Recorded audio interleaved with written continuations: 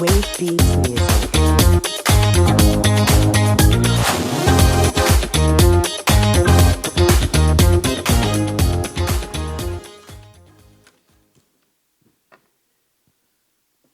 Good afternoon, dear delegates. It's an honor for me to moderate this such an esteemed panel discussion today. We have panelists from different sectors representing different countries and different institutes. But beforehand, let me give you an introduction about the status of the cement industry. As it's very well known, cement industry is a growing industry and it presents a certain economy, but at the same time it has been traditionally known as impacting the environmental adversely, such as the greenhouse gas emissions or depletion, land degradation. There are lots of topics behind, and the industry has already started to take certain positions to resolve all these issues in the sustainability framework. Our panelists today will be discussing the future. So we want you to leave this panel afterwards, have an appetite that the strategy developed for the future. We won't talk about the near future. So beyond the near future, we have to talk about the latest version of the sustainability and the cement production. And I'm going to ask them to do an analysis, the SWOT analysis of their thinkings. So today, as a representative of the cement production side, our general manager of Bursa cement plant, Mr. Osman Nemli, is present, and he's going to represent the Turkish cement industry and also the Bursa cement plant. Welcome. And also, you already met during the presentation, Mr. Ian Riley, the CEO of World Cement Association, who is going to focus on, he's sitting in between the producers and the suppliers because he's a balance, and he's going to talk about the regulations, legislations, and the incentive politics in the near future of the industry. Our next panelist is Mr. Matthias Mersmann. He's representing KHD Technologies, and he's CTO of the KHD Technologies, and he will be defending the supplier side. And your surname, it's my difficulty to... Take my first name, all good. Okay, Klaas, thank you. Klaas is representing the Hakan Technologies, and he's the managing partner of the company, and he will be also defending the supplier side. The form of the panel will be as a debate form, and the producers will ask their questions. What sort of future are expecting them, and how ready the innovative services right now, and what are their plans out of it. So this is going to be a strategic development program, and we ask you to think about the strategies of your own for the future. So thank you very much. And first of all, I would like to ask individually your thinking about or your definition of sustainability. We can start with you. What do you think about the sustainability? What is sustainability for you? Sustainability is in general to have the same world in next decades, hundreds of years, to keep the world in this better, not in this condition, but maybe better conditions to keep the world. Sustainability is based on the word for me in the beginning. We go into details of industry or not? Once let me take the view about this, and I'm going to start. Mr. Riley? I think when we think about sustainability in cement, we should consider the whole value chain. This is something that perhaps we haven't done very much in the industry in thinking about how cement ultimately is used largely in concrete. And we're really thinking about then the sustainability of the built environment. And so this is about how the cement is used and of course how cement and concrete is recycled. So there's pressure on us to reduce carbon footprint, But there's also pressure on us to reduce the use of virgin material and reuse the old concrete, and not indeed only the old concrete, all of the materials in the building. Thank you very much. Yeah, my view on sustainability, first of all, per definition, sustainability is if you have a neutral resource balance. So after what you do, you should have the same amount of resources still available. And I agree to what my previous colleagues here have stated about this, but I'd like to give a special focus on carbon, of course, because that is the biggest issue we're discussing. And in that sense, I think it is very important to understand in the year 2050, we will have hopefully achieved to close the carbon circularity. So we have been building our wealth for millenniums, I could say, on extracting carbon from the ground, burn it, and then release the gaseous product into the atmosphere. This we have to change. So we have to close the carbon cycle. That is the aspect of sustainability when it comes to carbon. Okay, thank you, Klaas. Thanks first of all for having me here. One thing I would like to add to your introduction, I believe we are not, Ian is not sitting between us. I think we all have to manage it together. The time of 2 or 3 parties is over. It's a big challenge we all having here, and we have to take it together. Sustainability for me is something which we are able to sustain, meaning whatever path or route we are going to start walking now, we have to make sure that we are able to go this way for the next 25 years. So we have to make sure that we really do our homework now, start something which can be sustained, and it will not stop in 5 years and we find out, oh, sorry, went the wrong way. Okay, thank you very much. Before we proceed, let me warn you about this panel is on live right now on the LinkedIn accounts of Cementurk, because it's a special Cementurk event, and afterwards the records will be distributed in different social media channels. So if we move forward, let's go to 2050. What sort of a cement plant do you want to see? What sort of a cement plant do you want to manage? What sort of products are you expecting to have? And what is your expectation from the suppliers to fulfill this? In fact, my colleague said the target for 2050 is to have a zero-emission cement plant. To manage such a cement plant is not a... Till now, there was different categories, different styles. In the beginning, more technical people in the cement plants to manage. Then mostly financial or sales guy were managing the plants.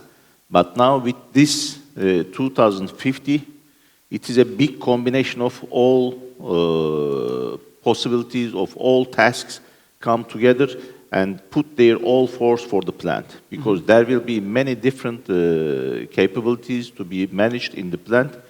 And also the plant should be completely digitalized, otherwise it will be really very difficult to report all these things, starting from the beginning, going to the end user. You know, the emissions, carbon emissions are based on step 1, step 2, step 3. All these things should be managed and reported automatically. I don't know, I will be on duty that time. Let's hope. We will see it. But for me, the first decade will be the most difficult part. In the same time, it's the easiest part, but also the most difficult part. But because in this first decade, the things we can do is all traditional things to reach to that target. There we have limited financial capacity, we have limited sources, but the time is passing too quick. So the first decade will be the most difficult one.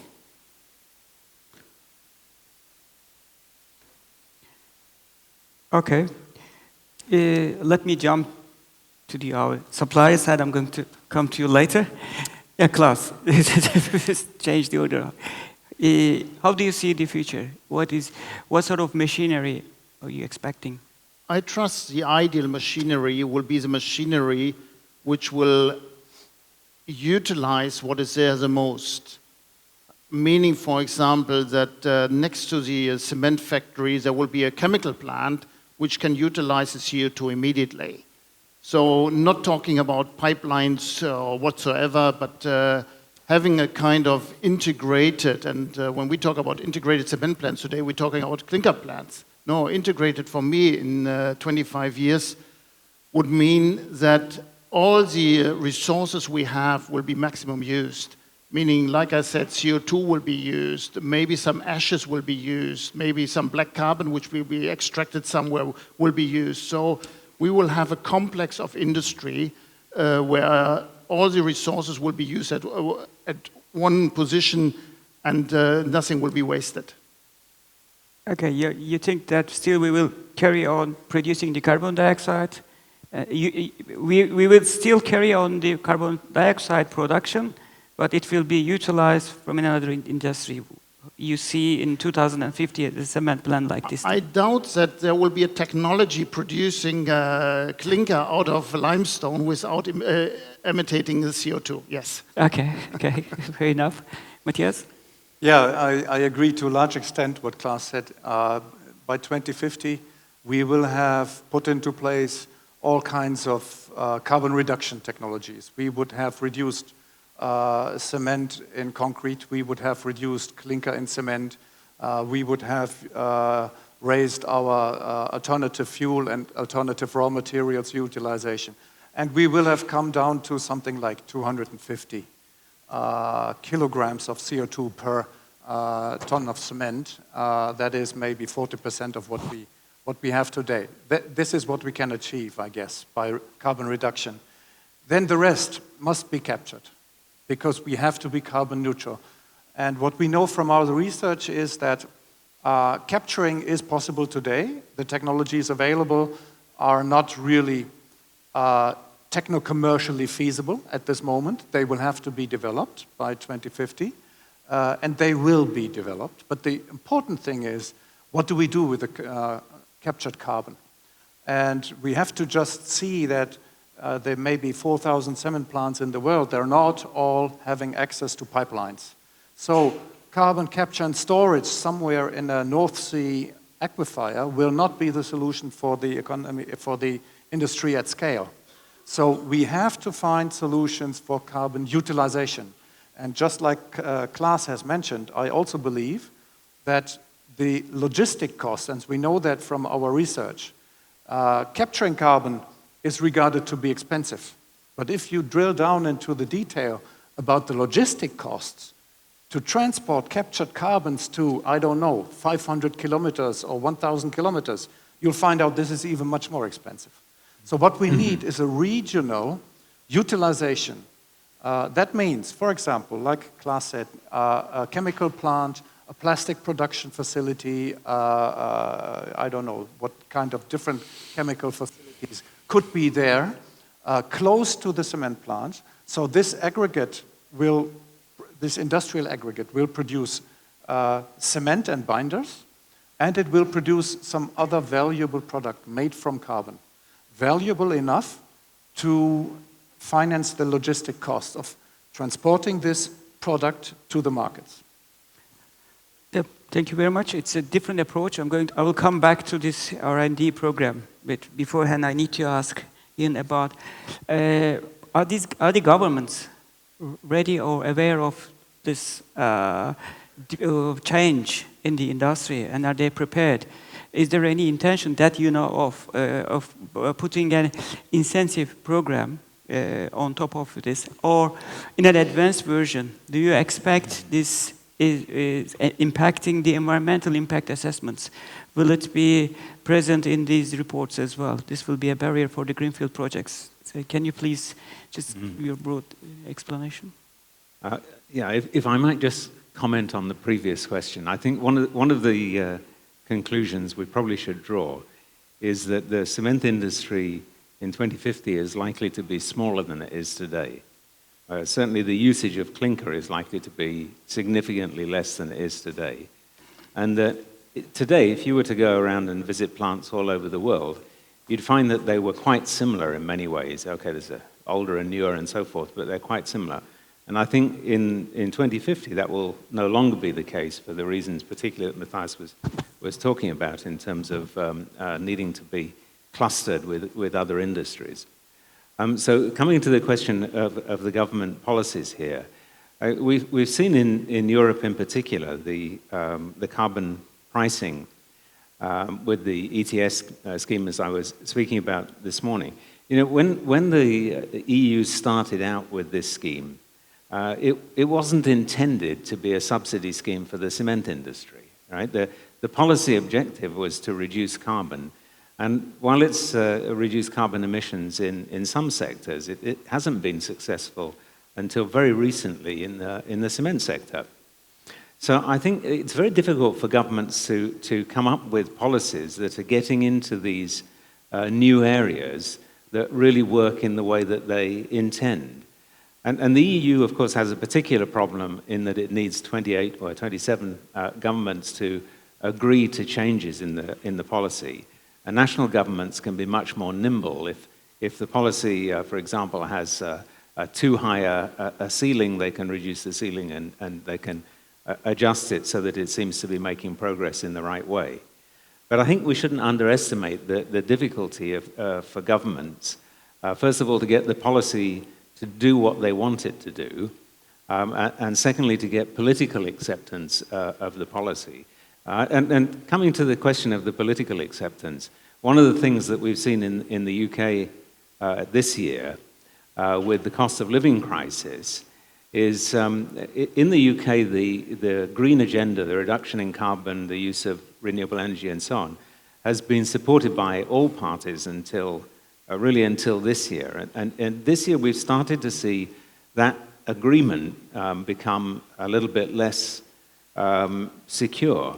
And a lot of people are saying, well, we've already reduced a lot, and we're only 0.5% or whatever the number is of the overall emissions globally. Why are we trying to do all of these things, before the Chinese and the Americans and the Saudis and the Russians and so on do something with their much larger emissions?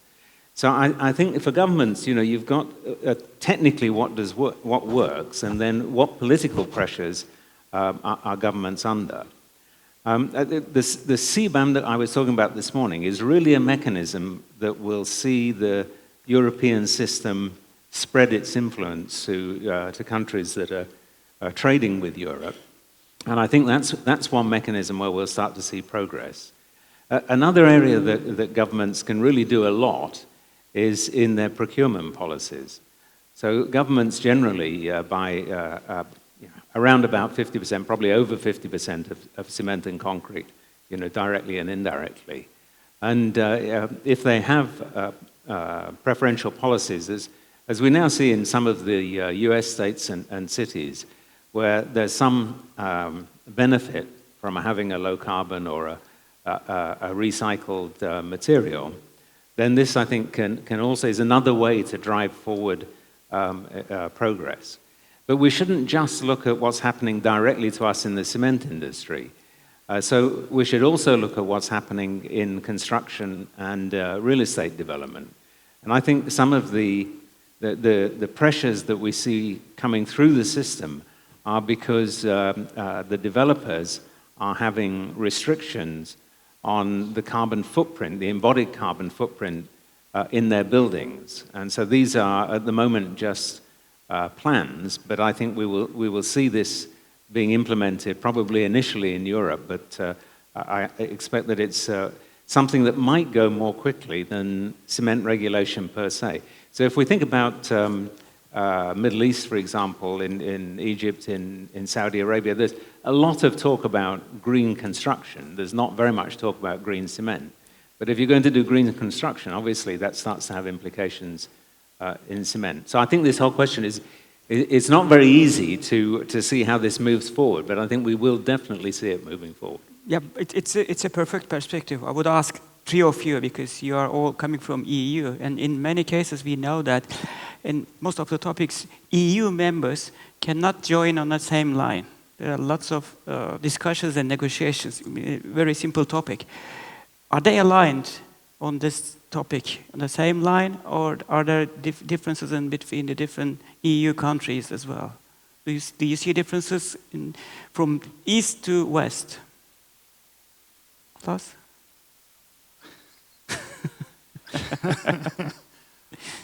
Just one comment. I don't believe too much in subsidies. I believe the market will drive the right way. But there's another comment I want to make when you talk about parties and politics and all that. There was they asked the people of US how much if they want green politics. Everybody said yes, of course. And then they asked the question the other way around: how much are you willing to pay for green per year? They said, oh, the average was about $2. So for $2, we are not getting what we're after here. This is one thing. And I mentioned that earlier to you today already, that I believe the schedule which was put on the table by the EU will definitely not work. It will not come into place the way it's on the paper because of the reason you just mentioned, east to west. We also have a discrepancy between north and south. Whereas I, as representing also Germany here, have to say I do not believe that Germany will manage by means of infrastructure what they put up on the table right now. The plans are so ambitious, I don't see that they will reach to the point thereafter. Thank you. Not trying to jump on that discussion, but getting back to your question. You specifically ask about the east to west and the European and trans-European border trade. Yes, of course, there's a sharp difference between what's going on in the EU and what's going on outside the EU. And we need the CBAM in order to equalize that. But we need, and that is, I think, largely underestimated, even within homogenized areas like the EU, where we have all the same ruling and we have the protection around the EU with the CBAM, even inside this homogenized protected area, region, we do have a high demand of, say, equalization and level play field, because we are talking about a transition period of 25 years. Within these 25 years, even within this homogenized region, for some players, the challenge will be completely different than for other players. And from my understanding, this is one of the major reasons why some investments are being delayed even today. Because if you are a company that is running 1 kiln or 2 kilns, compared to a huge company running 50 kilns, you have a completely different starting position in this challenging situation now. You have one shot, and this shot must be hitting the target. Otherwise, you are risking your whole company. So there's a huge amount of risk associated, even within homogenized political or ruling regions. I think this is a very important understanding that we are in a transition. So what we talk about is not something that somebody can make a decision to pull the lever now or not, but he has to see what's going on. What is going to be developed? How are the others doing? How can I connect to some chemical plants, for example? This is all taking place, and this is a development that is taking place in different places and along different times. And if there is no, say, coordinative help for the players in this area, then these players will sit back and say, okay, the risk is too high for me. I have to wait. I have to wait because I don't feel ready to make a decision now. And that is a big problem for us because we cannot afford to wait. Okay, thank you very much. Especially from the UK side, how do you see it? Do you expect such thing like Brexit in this manner? So I think the UK is in a slightly unusual position in that we are importing cement and clinker and slag and fly ash as well, for that matter. So you can see this also in the US, but there are not that many markets around the world, not that many sizable markets that are importing cement. But the consequence of importing cement is that from the standpoint of the cement players in the UK, if they think about, say, LC3, where you can reduce the clinker factor and substitute with calcined clay, then this is something that allows them to expand their sales because they're going to be replacing imported cement and clinker. Whereas if you're in an oversupplied market like Turkey, then this is not really going to be something that allows you to increase your sales. It may allow you to reduce costs. It certainly allows you to reduce your carbon footprint, but it's a different dynamic. So with the high price of cement in the UK, you already see a lot of interest in reducing the carbon footprint related to economic considerations as well. So some contractors have announced that they'll only use low carbon concrete, sorry. And what they mean by the low carbon concrete is a concrete that is made basically with slag or with a slag cement, so with a very low clinker factor. So this is a whole other subject, of course, because the supply of slag is limited and is declining, and it's probably being very largely used already. So if Matthias uses more of the slag, I have to use less because there's only so much available. And this is something that actually is being looked at in terms of not just standards, but also the way in which we frame the question of, okay, what constitutes low-carbon cements or low-carbon concretes. But we do see in the UK a lot of the progress is being driven by new planning considerations, particularly in London, not only in London, but mainly in London, which is looking either at material circularity or is looking at limitations on embodied carbon per square meter of new construction. So I do see this as being one of the key drivers. Okay, thank you very much. I would like to ask one question. Yes, please. To me? There is a tight, limited time for 2050. We have to make this change very quickly. You said that there are 4,000 of plants all over the world. Of course, the clinker production will change, the type of cement we are producing will change.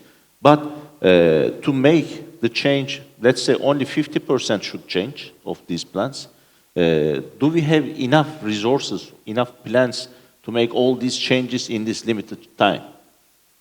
And also, another resource problem, in my opinion, is all the other additives like fly ash, you said, slag, all these materials are also limited. It's not widely, it is not available in all countries. The limit of amount is not so high.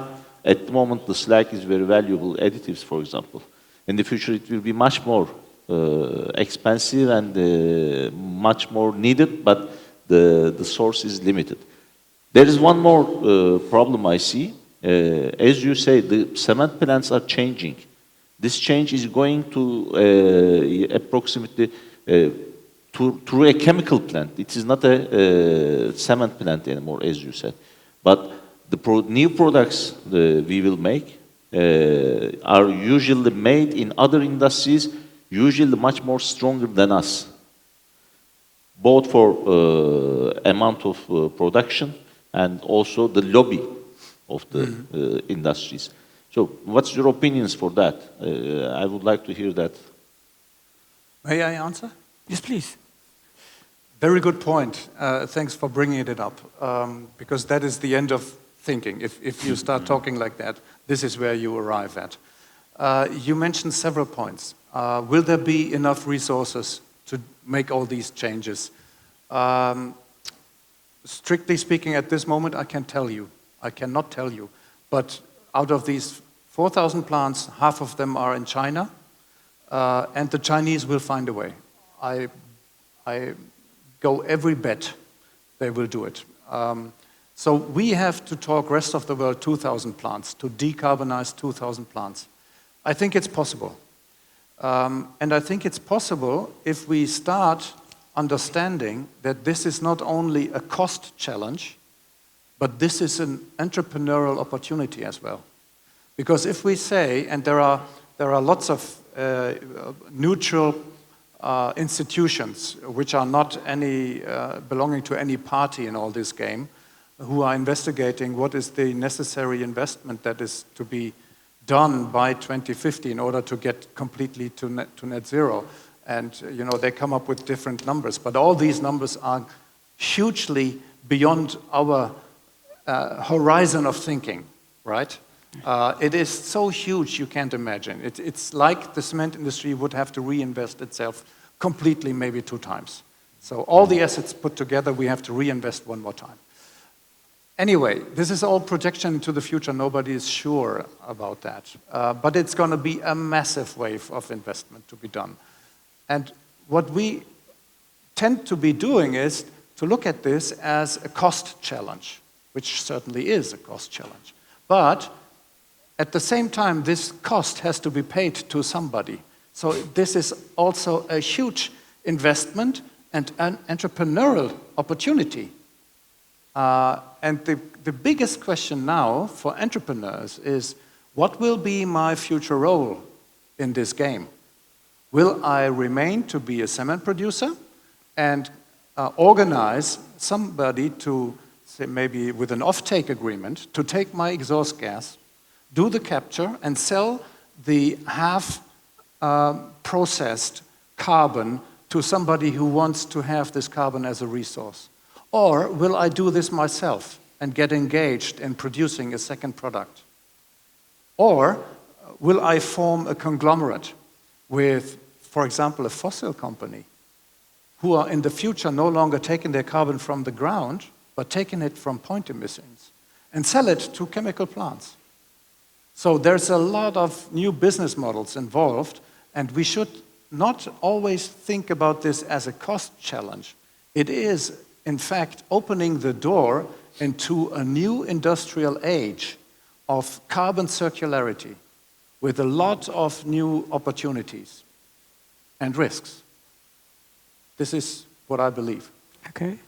Any comments, Klaas? I have, again, one question, sorry. This carbon circularity is bringing also other carbon emissions. Do we have an exact study of this in our hand?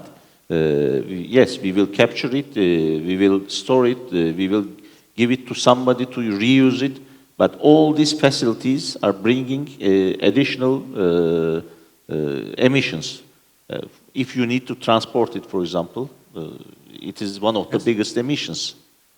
Yeah, do we have a real study for that?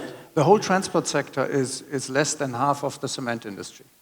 So we know about scope 1, scope 2, scope 3 emissions, and also the chemical plants will have to make sure they're not emitting carbon. So this is a complete game. Everybody has to be decarbonized. And they will have to make their arrangements as well. And if you go to chemical community gatherings and conferences, at this moment, they are discussing about defossilization. Because from 2050 onwards, they are not allowed anymore to take any carbon from the fossil sources. So we have to close the gap. Okay. Thank you. Yeah, Let's please. Sorry, Klaas. I would like to be a bit of the devil's advocate here. Okay. I know Matthias' view, and in principle, I could even to some extent share it. But we're talking about human beings. And there are billions of people out there who don't know what to eat tomorrow. To tell them now to forget even of the little bit of food they have and invest in carbon capture measures or anything, no way. This is not sustainable. I see your point. We should do that. We have to do it, of course. But we still should not forget about the human being. And we have the one which have nothing to eat, and we have the one which are looking at their own personal profits. And through all of them, we have to do this nice, ideal world. I do not believe that this will work. Can I answer? Oh, sure. Two sentences. Okay. Maybe only one sentence. The biggest human catastrophe is going to kick in if we don't manage to stick to the 2 degrees target.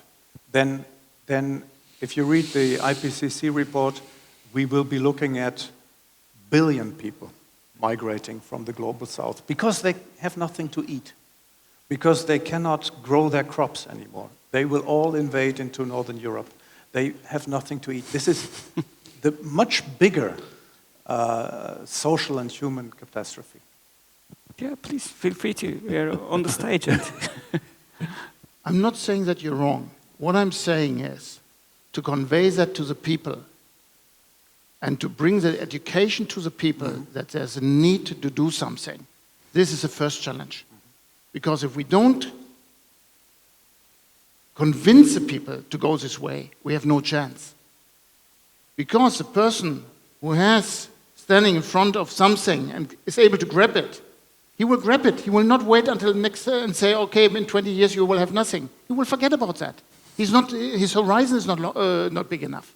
And this is the big challenge here. So, I mean, I think this is a big challenge, but I don't really feel qualified to speak on this challenge. So I'd like to come back to your question on alternative materials and the availability of slag and other SCMs. So clearly slag is going to, the blast furnace slag at least is going to decline.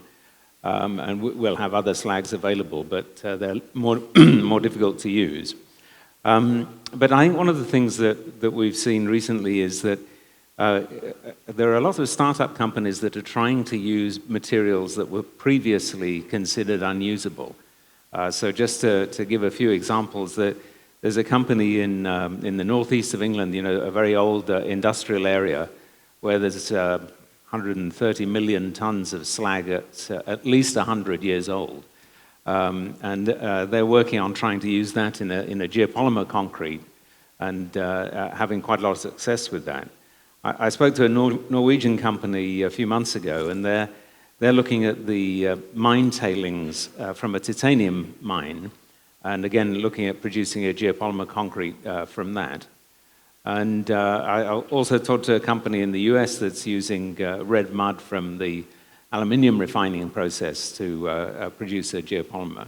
So I think there are a lot of different materials, natural pozzolans certainly, which are not used very widely yet, calcine clays, and then of course industrial byproducts of which slag and fly ash are probably the ones we're most familiar with. But there are a lot of opportunities for the cement industry to take waste products from other industries, just as Matthias was talking about our waste carbon, if you like, becoming a feedstock for somebody else. So I think there's old materials that we can use, and there's also circularity within an industrial complex that we can look for. Thank you very much. Coming back to the Turkish conditions, so we talk about the European and they are preparing themselves in one way or another. Do you think that the Turkish cement industry is ready for this revolution, or are there any preparations for this, apart from bringing the new technology in? I would like to raise the question of R&D, because I'm going to raise the same questions to other participants. Where we are, how we look at it, is there any lobby going around this? Can you please explain the status of the Turkish cement industry? To think about the Turkish cement industry, we have to think about the Turkish government also, in my opinion. Yes. This change needs a lot of investment, as you said, indicated before, Matthias. But the problem is that the investment is too big. All the entrepreneurs at the moment in Turkey are not available to make these investments.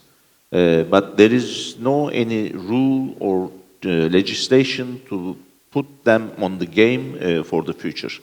At the moment, there is only a emission trade system, ETS, coming on. That's all we know. Now everybody is trying to decrease also to increase the additives, to use energy efficiency, but all these things has limited effects. Yeah. So we have to change the mind. But there is one also important thing. At the end, not the entrepreneurs will pay it, the public will pay it. Everybody must know it. Also, this is a political game. Mm-hmm.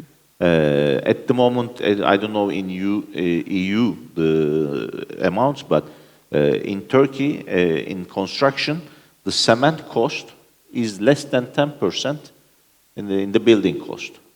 But after all these investments, after all these taxes and so on, the cost will be maybe 20%, 30%. It will increase. It will come to a point, and this should be paid by the public. We are not ready, especially on this side. Okay. But industry in the last 5 years is changing very quickly, trying to follow all the new things. We have some producers trying to produce some more green cement, which is more greener than the previous one and so on. We are all following this, but the game change should be very quick. We are not ready for this quick change, in my opinion. Okay, according to who is the key player in this game in Turkish cement, who will take this initiative to start this, to make this change? Who is representing Turkish cement industry in this field with the government? Are they authorized to take this discussion onto a certain level? Because government has to understand this change, and without involving into the industry realities, it will be very difficult. So, from my perspective, it seems it's hopeless, according to your explanations. At the moment, it is very clear to say, it's very easy to say that all the communication between the industry and the government mostly based on for the ETS system and some standards change, but mostly it is fitting that area, and it is difficult to change it. EU is doing this game, playing this game more than 15 years. And the first 15 years was not very efficient, as you indicated in the morning. It was not so easy to come to this change or mind change, opinion change. So we have lost, in my opinion, minimum 15 years, but now we are running more faster to catch that. But the leaders will be the private industry, private companies in the sector, in the industry. Okay, do you expect a Turkish carbon costing system in the near future? Yes. Okay. So it will come, it will be paid, it will be used. Because there are 21 of all those around, and it must. It is very clear. We are going parallel to the EU on that case. Okay. Only we don't know exactly at the moment the free allocations, how much it will be for which plant, the base of these free allocations. It is not clear at the moment. The legislations or the rules has not been published, but it will come. It will start in 2026 together with the border taxes. So we will pay this, and this mechanism will continue, and it will increase. Still, in private companies, there are some companies who is holding some CO2 papers rights. We are learning the game. We are learning the game. Okay. Would you say something? Yeah, I think one of the things that we should just reflect on, this is not specifically a Turkish point, but last year we were about 1.1 degrees above the pre-industrial average.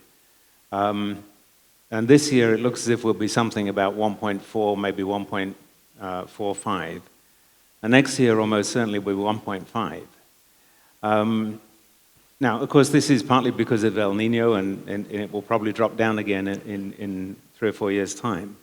But there was a recent recalculation of how much carbon budget the world has left. And this recalculation came up with 250 billion tons, which is 5 years emissions, roughly.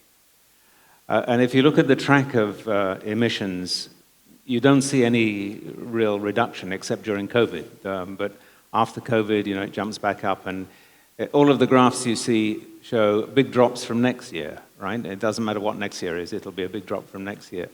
So I think we shouldn't, and I think there's also a thinking on the part of people who are not very familiar with this, and probably this is not true of cement industry people, but people in the general public. They think that global warming, probably the biggest thing they have to worry about is sea level rise. And of course, sea level rise is a long, long way off. This is not going to happen suddenly. But we've seen from these extreme heat conditions, I think this may be, Matthias, what you're referring to, that the potential for thousands of people, tens of thousands of people to die, this year or next year in extreme heat conditions in hot countries is a very high risk. So I think we may see a great deal more urgency on this issue, and we think we have till 2050.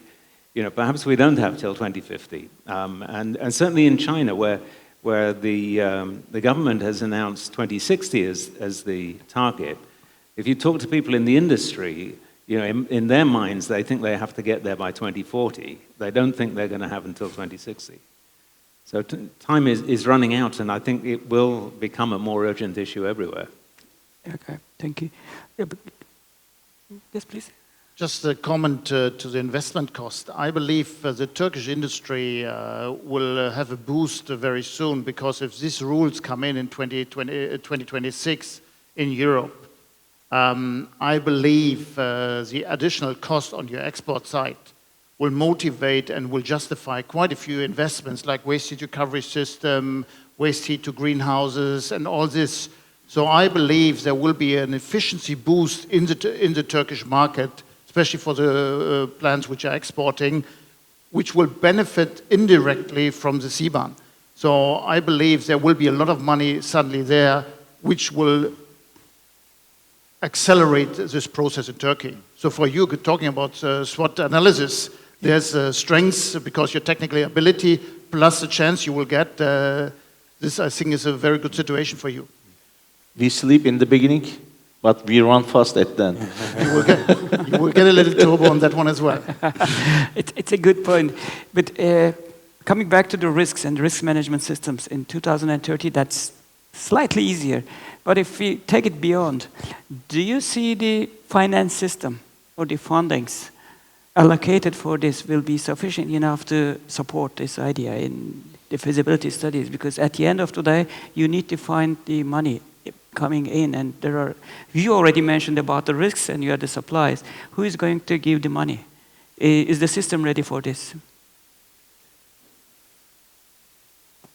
Yeah, I'm happy to dive in. I think that the bigger problem is not so much the financing, it's making the case have a return. So if you're in the EU, then it's a little easier because you're going to pay the carbon tax. But if you're outside the EU, where is the return coming from? So certainly there are some companies, as Matthias was mentioning earlier, smaller companies that may struggle to have access to the financial resources. But I think the bigger problem is, okay, even if you do have access to the financial resources, why would you spend it on this? Where's the return coming from? I think the biggest problem is having a framework that decision makers and investors can rely on and get going with their investments. For that, two things are necessary, I think. First thing is, we have to understand this as an opportunity. If we keep thinking of this as a challenge, we will never get it done. And it's also not true. It's not only a challenge, it's also an opportunity. Coming back to your calculation on price increment with all the carbon capture, we are involved in a research project that has actually simulated that.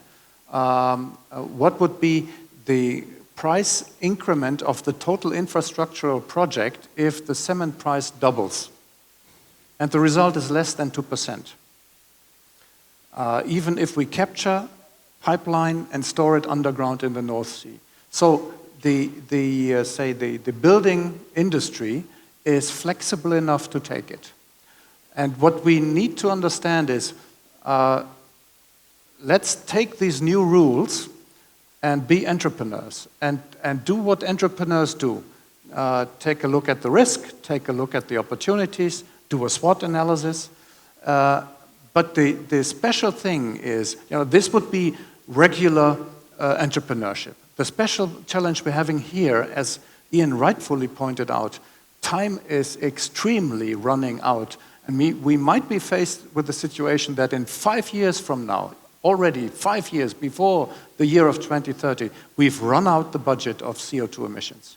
So that is the real challenge. And we have to transform this industry. And that's why I believe what is necessary is a supporting coordinative structure. Actually, I don't know exactly how to build that. I'm sure that the government alone will not be able to do it.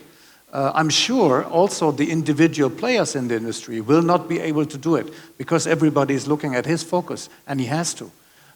So I think a lot of input and support must come from cement producers associations. They have to develop some risk management or risk mitigation strategies at least. Maybe they set up a risk fund that helps individual companies participating in the market to get going and take away this load of risk from their shoulders in order to make it easier for them to get going.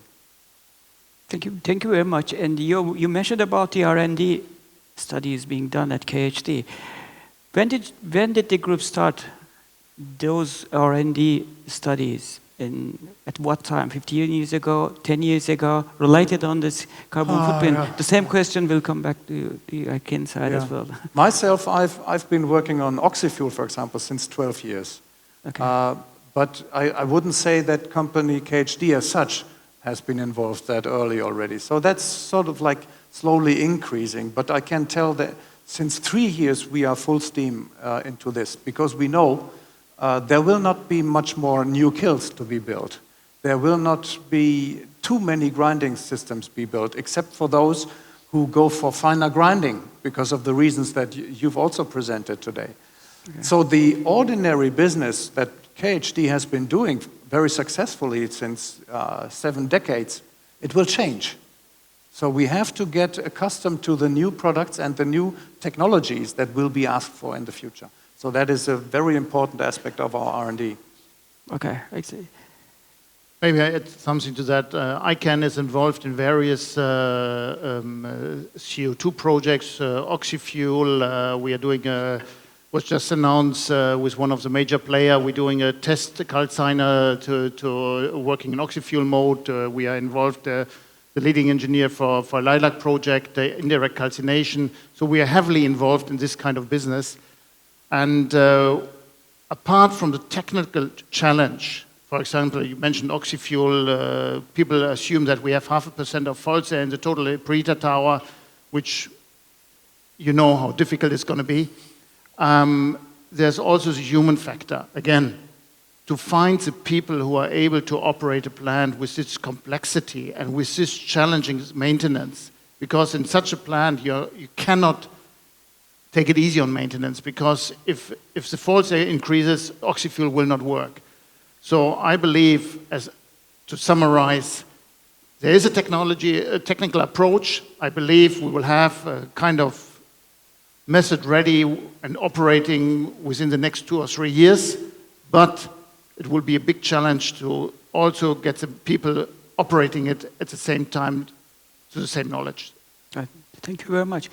Does World Cement Association have any program to support R&D or do R&D? So we don't do R&D ourselves, but what we do try to do is to share the knowledge that our members have so that members can take advantage of that as quickly as possible. But we don't do research ourselves. Okay, thank you very much. What about the cement industry here? Any R&D? We have more than 57 plants and now more than 30 players in the cement industry in Turkey. I don't know the exact amount of R&D departments, but I think it is less than 5 at the moment in cement industry. Mm-hmm. Everybody's, but cement is a different, we are working in a different way also. Everybody is doing something internally, but not in a philosophy of a R&D department. Okay. Everybody is trying to do something, but a real R&D is less than 5, I think. Okay, thank you very much. We have already exceeded the timeline that's allocated, and we are stealing the coffee time of the people. This is not sustainable. Before ending this lively discussion, may I ask your view about the future with a couple of words, starting from Klaas? Okay? Okay. Yeah, you don't give me some time to think about it. The end is coming. Okay. In fact, I like science fiction too much.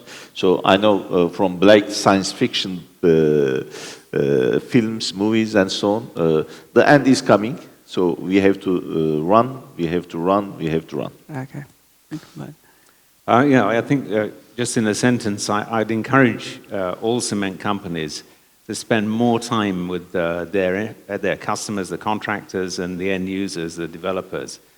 I think what is happening there, it will affect us, and at the moment there's a lot of dissatisfaction that they're not getting what they're looking for from the cement industry, and I think that's very dangerous for our future. We don't want to see contractors getting into our business. So I would really encourage cement companies to get more involved with developers. There's a Chinese saying that says, "May you live in interesting times." And although we are crying out loud now because of all the challenge, I think we will be looking back in the year 2050, looking back at this time and saying, this is where it started, where we converted the carbon industry. Okay, thank you. My personal view is we should grab the low-hanging fruits, start immediately with what is achievable very easily, and at the same time try to train our people, talk within this group, not as separate parties, talk in a group, train the people, take them with us on this route which we all have to take together. Yeah, thank you very much. And as a result of this panel discussion today, I suppose, we can a little bit certain about the 2030 near future, but beyond that, it's blurry, and we need to come together and we need to collaborate in majority of those parties to discuss, to find the best way to solve this problem issue. It's a big problem, by the way. So I would like to thank our panelists for this lively discussion. I hope you enjoyed it as well, and you get the appetite of the strategy for the future. And if you have time today and tomorrow, you can easily catch them and ask their personal view about the future as well and get their views. And I would like to thank them individually for giving this lively discussion and panel discussion to all of us. And would you join me to give applause to our panelists? And thank you very much.